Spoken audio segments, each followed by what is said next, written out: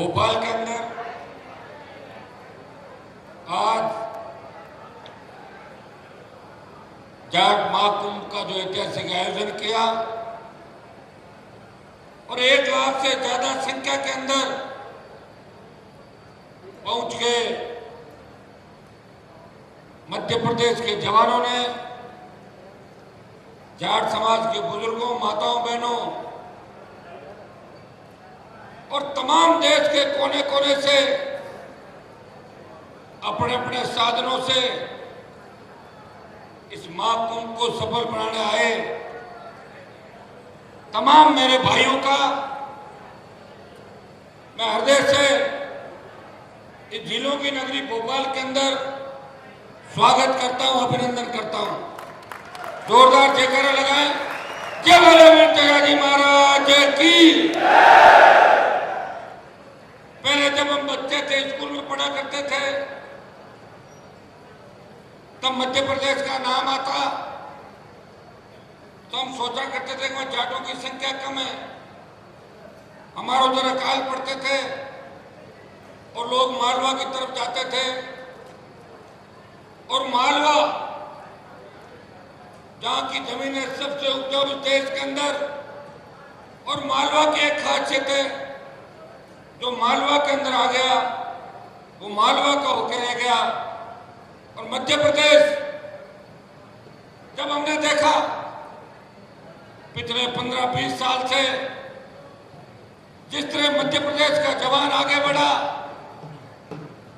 जिस तरह हमारे समाज के नौजवानों ने, हमारे समाज की बेटियों ने, चाहे शिक्षा का क्षेत्र हो, चाहे बॉर्डर पे शहादत देने की बारी हो, चाहे अन्न उत्पादन की बारी हो, और चाहे किसान आंदोलन के अंदर अगर मंदसौर में नेतृत्व करके देश में कर्ज माफी के आंदोलन की हवा अगर किसी ने बढ़ाई, तो राजस्थान की हुंकार रैलियों के बाद मध्य प्रदेश के किसानों ने हमेशा किसान के लिए और समाज के लिए, हमारे समाज के लोगों ने बलिदान दिया, वो इस इतिहास से भुलाया नहीं जा सकता। मंच में उपस्थित मेरे भाई, और यहाँ पे हमेशा हम तो एक ही नाम सुनते हैं, कमल पटेल जी। पहले विक्रम वर्मा जी का भी नाम सुनते थे, पहले मैं भी क्या कि जिस पार्टी में कमल जी है, गलती से मैं भी कई समय उस पार्टी के अंदर था,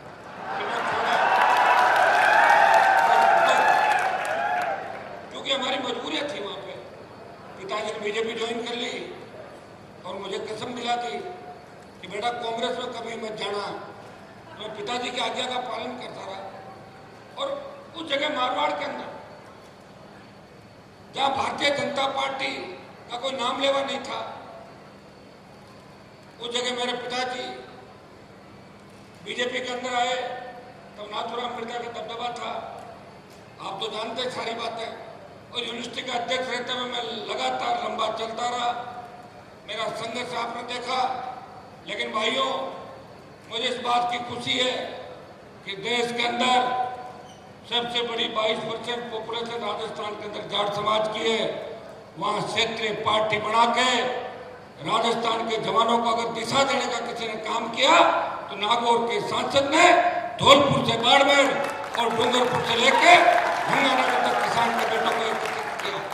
जब आपको मेरी आवश्यकता पड़ी, यदुवीर जी अभी कहना भूल गए थे कि जब देश के अंदर मैं बीजेपी से गठबंधन के बाद एमपी बना था, और गठबंधन जब होता है जब ताकत होती है किसी के पास, मेरे पास ताकत थी।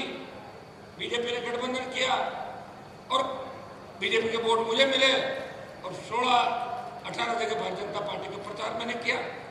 मैं दिल्ली चला गया, हरियाणा पंजाब से किसान आंदोलन चला, हरियाणा उत्तर प्रदेश के अंदर हमारे मलिक साहब भी बैठे, ये सब मोर्चा संभाल रहे थे। लेकिन लोकसभा के अंदर इस कौम के लिए अगर किसी ने कुर्बानी दी देश के अंदर, वो हनुमान बेनीवाल था। इसने मोदी का साथ छोड़ के 70 दिन अगर सड़क पर कोई बैठा और नेशनल हाईवे NH8 को जाम किया, तो मैंने ही किया था। ये बात भी अधूरी थी। जब आप जाट समाज की बात करते हो इस बात को भी दोहराना आप हमेशा, क्योंकि आपकी बात मुझे अच्छी लगी,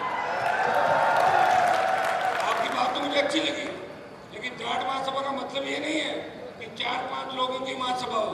जाट महासभा का मतलब है कि समाज के कुछ प्रत्येक योद्धा की, चाहे वो किसी भी पार्टी में संघर्ष करे, किसी भी परिस्थिति में संघर्ष करे, और कौम पे जब संकट आए तो सबसे पहले आगे आए उस व्यक्ति का भी नाम आपको उत्तर प्रदेश से, इनको राजस्थान में राजनीति नहीं करनी। और मैं ऐसा व्यक्ति हूं कि अभी अभय सिंह जी चौटाला चले गए जो हरियाणा से थे। दो ही व्यक्तियों ने, एक तो मैंने सत्ता छोड़ी, कमल जी को पता है कि मैं दिल्ली के नंबर 1 और 2 के कितना करीब था, सिर्फ आपकी भावनाओं के लिए। मैंने कहा मेरे भाई सोशल मीडिया पे मुझे गालियां दे रहे, हनुमान तो मोदी गोदी में बैठ गए जाके, छोड़ो छोड़ो छोड़ो।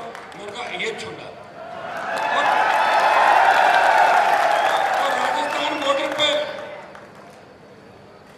मेरे आंदोलन को मीडिया ने कम इसलिए दिखाया, ये तो जी को तो पूरी कहानी पता है।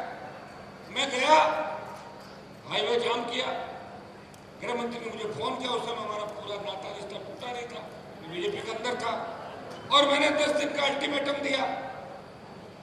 और जब 10 दिन का अल्टीमेटम दिया, उस अल्टीमेटम के दौरान अशोक गहलोत ने सोचा कि हनुमान आके बैठ जाएगा तो सारा पॉलिटिकल फायदा उसको हो जाएगा, तो कुछ लोगों को वहां पर बिठा दिया बॉर्डर पर आसपास। जब मैं 50,000 से 1 लाख की संख्या लेके वहां गया, तब मैंने देखा कि मेरे भाई आके बैठे हैं। मैं समझदार रहता हूं, भाइयों के अंदर झगड़ा नहीं होने दिया। 300 मीटर दूर दूसरा तंबू लगा के बैठ गया था। ये तो आप इस बात को जानते हैं सारे। और भाइयों ऐसा इस राजस्थान प्रांत में, मध्य प्रदेश के अंदर तो आपकी मजबूरी है कि अगर बीजेपी और कांग्रेस में नहीं रहो तो ऐसी परिस्थितियां नहीं है कि आप एमएलए एमपी बन जाओ। मैंने पूरे मध्य प्रदेश की एक एक चीज को देखा। मैं धन्यवाद दूंगा कमल जी को कि किन परिस्थितियों में लड़े, और एक सीख भी दूंगा बड़े भाई है, जब अपने समाज के कार्यक्रम हो और कोई अपने विचार व्यक्त हो तो गुस्सा कम किया, क्योंकि यही वो जवान है जो अपने काम आते हैं और अपने जय जयकार करते हैं। घर में भाई भी नाराज हो जाते हैं। यदुवीर जी ने अच्छी बात कही कि हमें समाज की बात समाज के मंच में करनी चाहिए। पॉलिटिकल बात अगर हम नहीं करें तो हम कोई पागल थोड़ी जो घूम रहे, क्यों घूम रहे भाई यहाँ पे, टाइम नहीं खराब हो रहा। मुझे बताओ क्या मुझे मध्य प्रदेश से चुनाव लड़ना है क्या? मेरा 3 दिन का टाइम मेरे आने जाने का जाएगा, तो अगर तुम्हें संदेश ही नहीं दे के जाऊंगा मैं खाली थोड़ी बैठा हूँ, फालतू हूँ क्या? मैं आया हूँ मेरे भाइयों की मदद करने के लिए, हौसला अफजाई करने के लिए। लेकिन एक बात और कह के जा रहा हूँ, मैं मध्य प्रदेश के अंदर राष्ट्रीय लोकतांत्रिक पार्टी को चुनाव लड़ा के समाज में दरार पैदा नहीं करूंगा, ये कह देता हूँ। उत्तर प्रदेश के चुनाव थे, मैं भी ओबीसी की तरह इनके चक्कर में चढ़ के खड़ी कर देता आरएलपी को, मिलता था हेलीकॉप्टर, घुमा देता जगह जगह। वोट किसके टूटते, वोट ये भी जानते किसके टूटते, लेकिन हनुमान बेनीवाल ने वो काम नहीं किया। हरियाणा के अंदर चुनाव थे, लोकसभा में गठबंधन में था, फिर भी भूपेंद्र हुड्डा उनके बेटे के खिलाफ बीजेपी के नेताओं के कहने के बावजूद भी नहीं गया प्रचार करने। और ये तमाम लोग हनुमान को और उनके परिवार को हराने वहां उन जगहों पर आए। तो सौदा बराबर का होता है, एक तरफा नहीं होता। लेकिन मैंने हमेशा बलिदान दिया। मेरा पूरा इतिहास जब उठा के आप देखोगे कि राजनीति के अंदर कमल जी मंत्री बने, मैं भी बनता था 2003 के अंदर। मेरा कौन सा वसुंधरा जमीन का झगड़ा तो था नहीं मेरा। वसुंधरा 3 में मंत्री बनता, 8 में फिर बनता, पाड़ा बदल के 13 में फिर बनता, 18 में बनता और मोदी जी के साथ दिल्ली में बढ़ जाता। भाइयों, किसान आंदोलन में अकाली चले गए, वो तो सत्ता का सुख भोगे हुए थे, मुख्यमंत्री से लंबे समय तक। क्या फर्क पड़ गया? देश की सबसे नई पार्टी राष्ट्रीय लोकतांत्रिक पार्टी, जो राजस्थान में बड़े बड़े नेता हुए, राजस्थान में 70 साल पार्टी नहीं बढ़ा पाए, कांग्रेस छोड़ी, भाजपा, कभी लोकदल, कभी जनता दल, कभी दमकीपा, कभी बसपा। पार्टी बना के जो सबसे नई पार्टी थी, जब समाज को आवश्यकता पड़ी, एक झटके में पार्टी छोड़ दी और NH 8 जो गुर्जर आरक्षण आंदोलन के समय भी बंद नहीं हुआ था, उसको बंद किया हनुमान बेनीवाल। और दूसरे आपके हरियाणा के अंदर जिस व्यक्ति ने MLA से इस्तीफा दिया, अभय सिंह चौटाला बैठे थे, उन्होंने भी बड़ी कुर्बानी दी। अगर वो चुनाव हार जाते तो 3-4-5 की जीत हुई। तो जो व्यक्ति कुछ करता है, लड़ता है, उसको समाज हमेशा याद करता है। मैं तो आपसे यही कहना चाहूँगा सबसे कि कोई बीजेपी के अंदर बैठ के अपने समाज का भला कर रहा है, कोई कांग्रेस में कर रहा है, कोई RLP में बैठा, मैं तुम्हारे कम से कम ताकत तो बनाऊँ जवानों के देश के अंदर, मैं वहाँ बैठा हूँ। कोई व्यक्ति अपना बॉर्डर पे रखवाली कर रहा है, कोई जम्मू कश्मीर में कर रहा है। अपने मतभेद हो सकते हैं, मनभेद नहीं हो सकते। अभी जो मुख्यमंत्री ने यहाँ कुछ घोषणाएं करी और ये आपके तेजाजी कल्याण बोर्ड का गठन किया, तो मैं धन्यवाद दूंगा मध्य प्रदेश के मुख्यमंत्री का और कमल जी का विशेष रूप से कि ये मुख्यमंत्री को सिखा के लाए और घोषणा कर रहे हैं चुनाव का टाइम। और ये भी कहा होगा कि 1 लाख बैठे हैं यहाँ पे, सारे साधन सफल है, और वो भी किसान वर्ग से आते हैं मुख्यमंत्री, OBC के व्यक्ति है। अपने समाज के प्रति मेरे हिसाब से जो उनकी भावनाएं ठीक है, ठीक बात करके गए। ये वीर तेजाजी कल्याण बोर्ड का गठन किया, तो इसमें कमल जी फिर अध्यक्ष भी किसी तेजाजी के भक्त को बनवाना, हाँ, एक मंत्री का दर्जा और मिल जाएगा।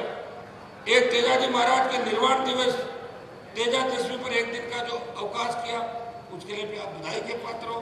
क्योंकि ऐसा है, करेंगे तो कोई जो सरकार के अंदर होंगे, लोकतंत्र के अंदर 2 ही लोगों की चलती है, या तो सत्ता की चाबी हो, अपने लोगों का भला कर लो, या जनता की ताकत हो, सरकार को झुका दो। जनता की ताकत से भी प्रयास करें। देश में प्रधानमंत्री जी को अगर किसी ने झुकाया देश के अंदर, तो किसान आंदोलन करना, देश का किसान। और अगुवाई किसने की? जाट समाज ने अगुवाई की और हमारे जैसे लोगों ने कुर्बानियां दी। कई लोग, कई महिलाएं, 1000 लोगों ने शहादत दी।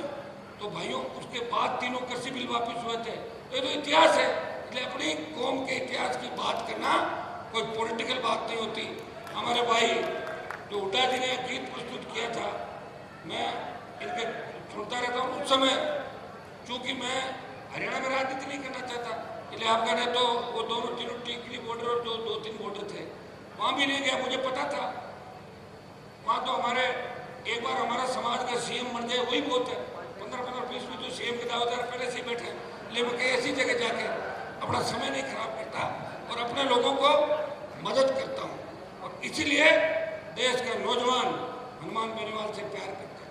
एक बात लोग और कहते हैं, लोग कहते हैं हनुमान बेनीवाल तो नौजवानों को खराब कर रहा है। आप ये बताएं, अगर मैं ही नौजवानों को खराब कर रहा हूँ, तो उस देवता के दर्शन करवा दो जो नौजवानों के नेतृत्व कर रहा है, उसमें दर्शन करवा दो। भाइयों, जब अग्निपथ आया था देश के अंदर, इस लोकसभा के अंदर कांग्रेस पार्टी ने अग्निपथ का विरोध नहीं किया। वोट के लिए आ जाएंगे कांग्रेस के लोग आपके बीच। मैं उस दिन था लोकसभा के अंदर, मैंने कांग्रेस के लोगों से बात करी। मैंने कहा अग्निपथ के मामले में आप लोग भी साथ रहो। मैं तो एक हूं अंदर भाई, संख्या तो दूसरे दलों की ज्यादा है। तो कांग्रेस वालों ने कहा हम भी अग्निपथ की बात करेंगे। और जैसे ही लोकसभा चली, इतने में कांग्रेस वाले दूसरी तख्ती लाए और मेरे हाथ में थी अग्निपथ। वो लाए, ED की कार्रवाई बंद करो, सोनिया पे भ्रष्टाचार का आरोप कम करो। चले गए। अकेला व्यक्ति पार्लियामेंट में लड़ रहा है। मेरे परिवार की कोई सेना में नहीं है, लेकिन मुझे लड़ना था देश के जवानों के लिए। आज इतिहास उठा के आप देखोगे कि आजादी के आंदोलन से लेकर 62, 65, 71 कारगिल की लड़ाई के अंदर अगर सबसे ज्यादा शहादत किसी कौम ने दी, हमारी कौम ने दी। अग्निपथ का सबसे बड़ा अगर नुकसान होगा, हमारी कौम का होगा। इसलिए भाइयों, हनुमान बेनीवाल के मन के अंदर इस कौम के प्रति पीड़ा है। मंत्री तो 20 साल पहले बन जाता, मंत्री बनना ही नहीं मुझे। संतरी बढ़ के सेवा करनी है आपकी। जब चाहूँ दिल्ली में बढ़ जाऊँ और जब चाहूँ राजस्थान में 5-7 मंत्री बनवा लूँ। ये काम नहीं करना, मुझे करना है राजस्थान की सत्ता पे तेजा जी के भक्त को राजस्थान का मुख्यमंत्री बनाना। और मैं आपको यह भी विश्वास दिलाता हूं, मैं दूसरे नेताओं की तरह नहीं हूं कि हरियाणा के अंदर अगर जनाधार खो गया तो राजस्थान में आ रहे हैं, राजस्थान में आके मेरी कॉन्स्टिट्यूंसी में आ रहे हैं, कोई नकली ईंट दे रहा है, कोई दूसरे पैसे देके जा रहे हैं। भाइयों, हमने तो ये काम नहीं किया और मैं उनको चेतावनी देना चाहता हूं कि आप मेरे इलाके के अंदर आके मुझे छेड़ोगे तो मैं 1 रुपया कोई डालता है 100 रुपया उसके जरूर डालता हूं।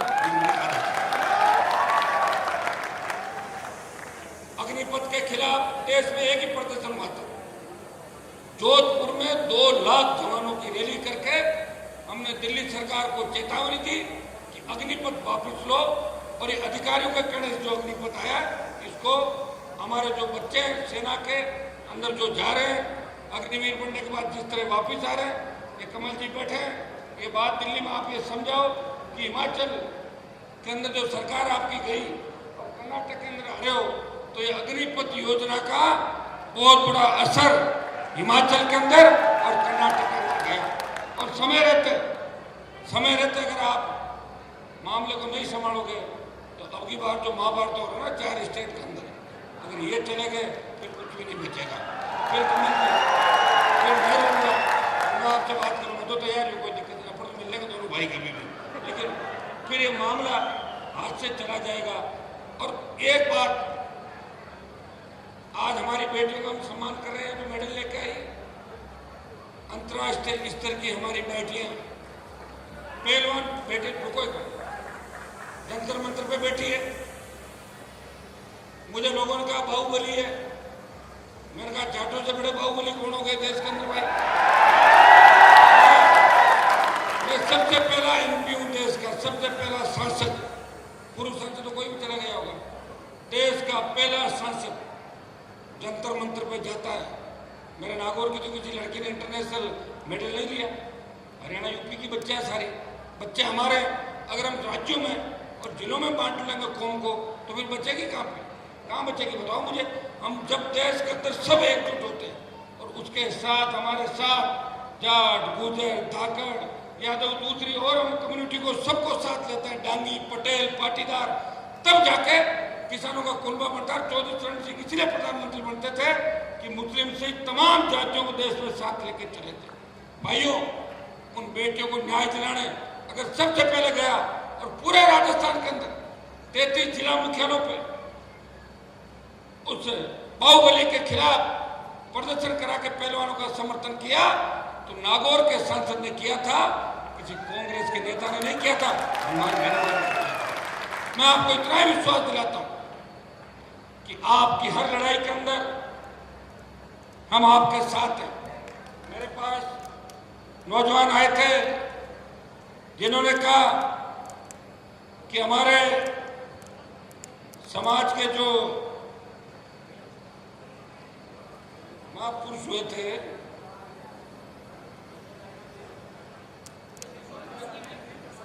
यशोधर्मन विर्क, वो जाट राजा थे और उनके नीचे से दूसरी जाति ली थी।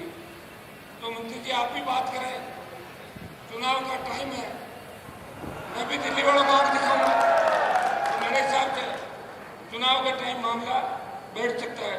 कम से कम हमारा राजा तो छीन के कोई दूसरा नहीं ले जाए, तो राजा तो हमारे जो उनको रखो। भाइयों, पानीपत मूवी के अंदर आपने देखा होगा, जब पानीपत मूवी के अंदर महाराजा सूरजमल के इतिहास के साथ छेड़खानी की गई तो लोकसभा के अंदर पोस्टर जड़ा के फेंकने वाला कोई सांसद था, वो नागौर का सांसद था और पानीपत मूवी से तमाम दर्शक संरक्षण। हरियाणा के अंदर मलिक साहब भी थे आरक्षण आंदोलन के अंदर, लेकिन 4.5 साल से अभी मैं मंच पे एक ही पीड़ा जाहिर कर रहा था कि साहब मुझे कोई देश में तो चुनाव लड़ने नहीं, मेरा तो एक मिशन है। राजस्थान में क्षेत्रीय पार्टी की लंबे समय से डिमांड थी, राजस्थान में क्षेत्रीय पार्टी नहीं बनी, हरियाणा में क्षेत्रीय पार्टी भी बनी, हमारे समाज के सीएम भी रहे, यूपी में सीएम रहे और यूपी के प्रधानमंत्री रहे, दिल्ली के सीएम रहे, लेकिन राजस्थान में सीएम नहीं बना। 50-52 विधायक हुआ करते थे, आज भी 38-40 एमएलए, और 38-40 में से अगर 20 किसी की वजह से एमएलए है तो हनुमान बेनीवाल की वजह से, जिनको जिताया राजस्थान के अंदर। पार्टी के वोट बैंक की अगर चिंता करता तो वोट बैंक तो मेरा बढ़ जाता, 9 लाख से 17-18 लाख हो जाता, लेकिन हमें एमएलए घट जाते। मैंने मेरे समाज के साथ साथ कि शेड्यूल कास्ट के विधायकों की, अन्य पिछड़े हमारे जो गुर्जर समाज के भाइयों की, उनकी भी मदद की। और आपको पता होगा जब 2018 के अंदर राजस्थान में मुख्यमंत्री का चयन हो रहा था, एक एक विधायक सपोर्ट के लिए जा रहा था, तब सचिन पायलट ने मुझे कहा कि हनुमान जी अगर आप अपने तीनों विधायक मुझे देते हो तो मैं सीएम बन सकता हूं। मैंने प्रेस कॉन्फ्रेंस करके कहा कि जाट भी तेजा जी की जय बोलते हैं और गुजर भी तेजा जी की जय बोलते हैं, ये हमारे भाई है, पायलट को सपोर्ट करता हूं। फिर ऐसा कोई कह सकता है? मुझे बताएं। ये हम वो हैं जो कहते हैं वो करते हैं। पॉलिटिकल माइलेज लेने की हमें कोई आवश्यकता नहीं। हमारा संघर्ष सबके सामने, एक व्यक्ति लड़ाई लड़ रहा है। मेरे पिताजी कोई मुख्यमंत्री नहीं थे, मेरे दादाजी कोई दिल्ली के नेता नहीं थे, हाँ विधायक जरूर थे। एक गांव की स्कूल से पढ़ के विश्वविद्यालय की राजनीति से विकट विपरीत परिस्थितियों में तमाम समाज के बड़े लोग जिसके खिलाफ रहे राजस्थान के अंदर, उनसे निकलता हुआ एक व्यक्ति सत्ता को ठोकर मारते हुए आगे बढ़ता है और देश के प्रधानमंत्री का साथ छोड़ के 70 दिन अगर कोई एमपी सड़क पर बैठता है किसान और समाज के लिए, तो नागौर का सांसद है जो अपने भाइयों की दुख तकलीफ को समझता है। भाइयों, हजारों ऐसे उदाहरण होंगे इस राजनीति के अंदर, राजस्थान के अंदर, जिस तरह नौजवानों को लड़के उनको लड़ना सिखाया। मैं यूनिवर्सिटी का अध्यक्ष था, मुझे पता है कि हमारे बावली जो जिले थे वहाँ लोग ज्ञापन देने के लिए जाते थे, एक हेड कांस्टेबल आता था। अब हमारी जब मर्जी हो बुला लो डीजी को सड़क पे, चीफ सेक्रेटरी को बुला लो, आईजी को बुला लो, घुस जाते लोग कार्यालयों के अंदर। ये लड़ना सिखाया नौजवानों को राजस्थान के अंदर। और लड़ना किसने सिखाया? हनुमान बेनीवाल ने सिखाया। और मेरा कोई अगर बिजनेस होता, मैं कोई गलत काम करता, तो निश्चित रूप से ईडी और सीबीआई और सीआईडी मेरे घर पे भी आ जाती। आप अच्छी तरह इस बात को जानते हो। हनुमान बेनीवाल संघर्ष कर रहा है आपके लिए। मैंने एक घोषणा इसलिए की कमल जी यहाँ पे कि कल को आप ये सोच लो कि चुनाव का टाइम है कि हनुमान जी को तो या चुनाव आरएलपी को नहीं लड़ना, वैसे लोग लड़ा सकते हैं, पॉलिटिकल पार्टियां कहीं भी उम्मीदवार खड़े कर सकते हैं। लेकिन मुझे चिंता है मेरे समाज की, मेरे भाइयों की, कि मैं अगर मध्य प्रदेश, हरियाणा, यूपी या दूसरी जगहों पे कैंडिडेट लड़ाऊंगा तो मेरे समाज का और किसानों का नुकसान होगा। इसलिए मेरा उद्देश्य सिर्फ राजस्थान है। और राजस्थान के अंदर मैं विश्वास दिलाता हूं, इस बार जिस तरह नौजवानों की भुजाएं फड़क रही है, जिस तरह तेजा जी के भक्त राजस्थान पे सड़कों पे निकले, इस बार मुकाबला कांटे का होगा। कांग्रेस तीसरे नंबर पे चली जाएगी और मुकाबला राष्ट्रीय लोकतांत्रिक पार्टी और भारतीय जनता पार्टी का राजस्थान के अंदर होगा। इस बात को आपको ध्यान रखना है। मैं ये तो नहीं कहूँगा चुनाव आपका साथ साथ है, यहाँ आप अपने हिसाब से काम करें, लेकिन राजस्थान में मेरा ध्यान जरूर रखना, क्योंकि आप अगर मेरा ध्यान रखोगे तभी मैं जयपुर और दिल्ली के अंदर आपका ध्यान रख पाऊंगा। भाइयों, आज कुछ हमारी जो डिमांड थी, कुछ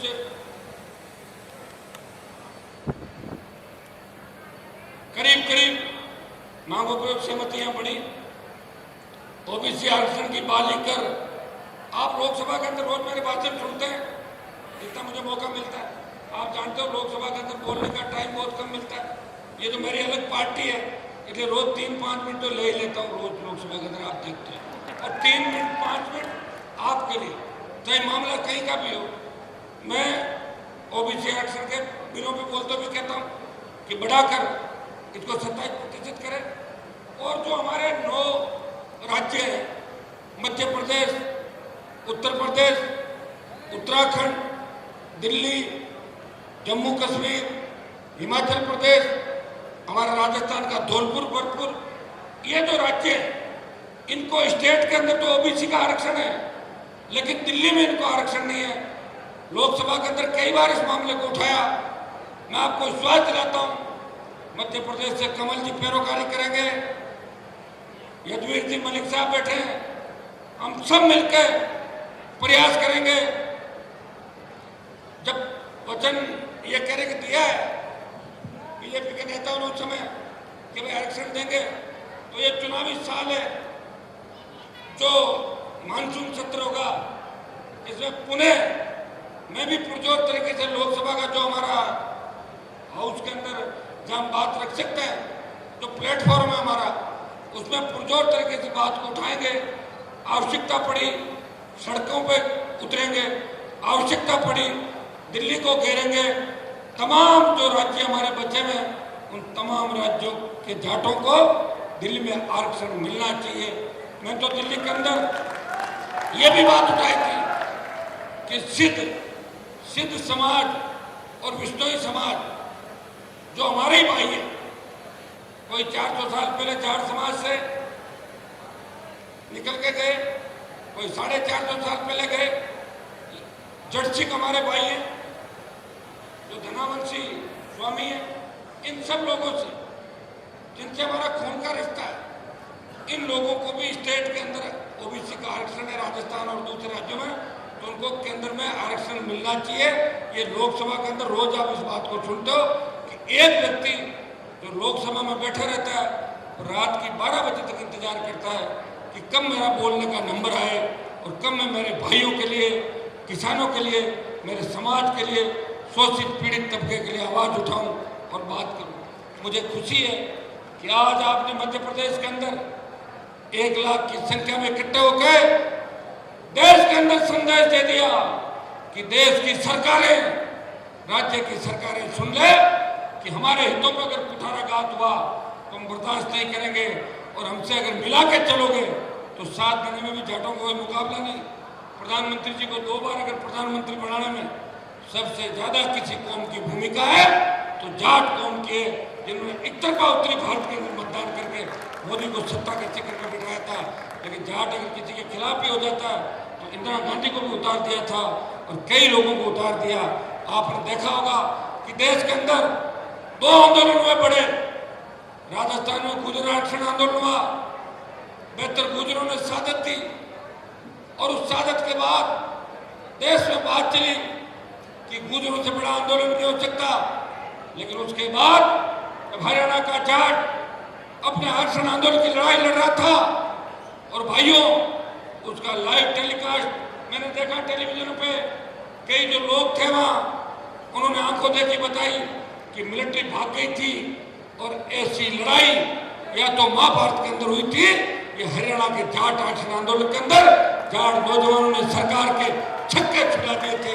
हम उस कौम से आते हैं जिस कौम ने कभी झुकना नहीं सीखा, जिस कौम ने मोहम्मद गोरी गलती से लेकर कईयों के छक्के छुड़ाए, जो कौम दिल्ली पर राज कर चुकी है, जिस कौम के विद्रोह उससे हमेशा इतिहास हटा पड़ा है, जो कौम किसी के भी अन्याय के खिलाफ अन्याय करने वाला कोई हो अगर उसके खिलाफ सबसे पहले खड़ी होती है तो ये कौम खड़ी होती है। हमें इस बात का ध्यान रखना है, जोश रखना है, लेकिन जोश में होश भी रखना है। जोश के अंदर एक चीज का ध्यान रखना है कि अपने आदमी का नुकसान मत करना जोश में कि चलो और कहाँ चल रहे हो अपना सामने वहां रुक जाना है। जोश में होश, ज्यादा गुस्सा है तो ठंडा पानी पी लो तो ठीक है। और कमल जी का ध्यान रखना भी चाहिए, आप ही देख नहीं रहे। और हम सब बैठे तो देखिए कि हमारे मन में कहीं न कहीं आपके प्रति प्रेम था कि हम सब आए। और हमें पता है कि मध्य प्रदेश के जो जाट समाज के लोग हैं, पहले कमा के खाने के लिए हमारे लोग इधर आते थे। आप जमींदार हो, बड़ी अच्छी जमीन है मध्य प्रदेश मारवा की, मजबूत हो, आप आगे बढ़ो, शिक्षित बनो और प्रदेश में राज करो। देश में आजकल कोई जरूरी नहीं है। मुझे ये बताया कि करीब 30 लाख से ज्यादा संख्या, तो बहुत बड़ी 30 लाख से ज्यादा जनसंख्या तो बहुत बड़ी होती है स्टेट के अंदर। तो भाइयों, राजस्थान में तो हमारे गहलोत साहब का पूरा समाज तो वोट बीजेपी को देता है और मुख्यमंत्री वो बन जाते हैं। आप बताओ, ये पता नहीं लगता कि सीएम कौन का बन सकता है, पीएम कौन किस जाति का हो सकता है।